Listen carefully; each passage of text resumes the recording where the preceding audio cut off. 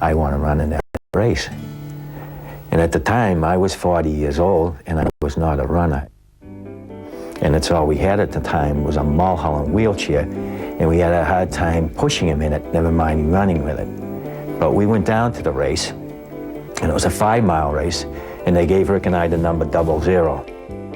When we came across the finish line, the gym teacher's wife took a picture, and it's the biggest smile you ever saw in your life. Instantly, Dick and Rick knew this was their destiny.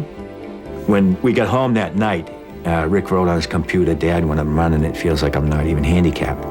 So we finally found a sport that Rick could enjoy just like everybody else. Since then, despite objections from other runners, the Hoyts have run 59 marathons worldwide, including 19 Bostons. They have run without taking a day off across the entire United States, coast to coast. They don't intend to stop. And this will be our 20th straight Boston Marathon. So we've come a long way, and we've been able to break down a lot of barriers along that way. In 1984, Team Hoyt decided to raise the bar and enter a triathlon, swimming, biking, and running.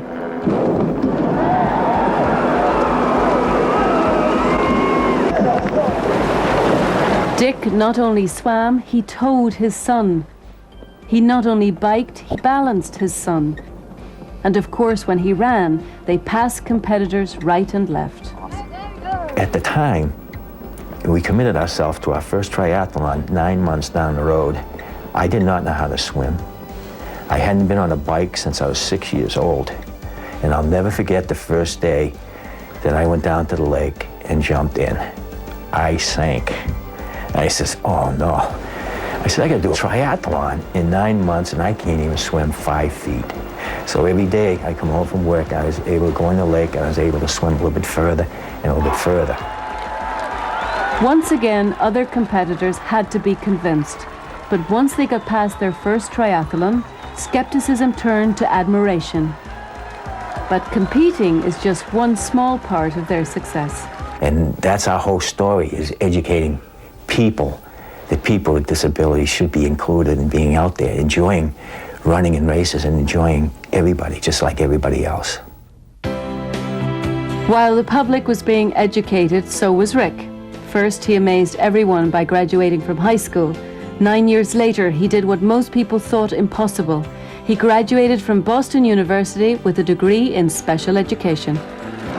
Richard E. Hoyt, Jr.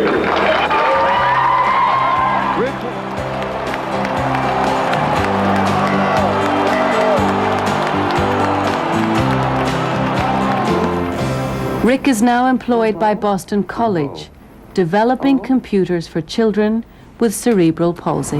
So does that transition seem pretty good for you the way it is? But his computer knowledge runs a distant second to his attitude. More than anything, Rick Hoyt wants people like himself treated with respect. Dr. Philip DiMattia is director of the Campus School of Education. He gave us some advice. He said 2 things. 1, expect a lot from these children. A lot isn't expected of them by tradition. People tend to underestimate what they're capable of doing. So Rick says, you want me to be a consultant? Expect a lot. Who would have expected that one day Rick would live in an apartment of his own? But he does. And none of it would have been possible if his family hadn't seen the great potential in this young man. And if Dad could ask his son to grade him as a father? I'd love to hear Rick say that I'm a good dad. I love you, Dad. I love you too, Rick. To some, the father and son running combination is still a mystery. Isn't this simply a man who is running and a son who is merely riding? The operative term is us. It is us when we run, because I wouldn't be out there running if it wasn't for Rick.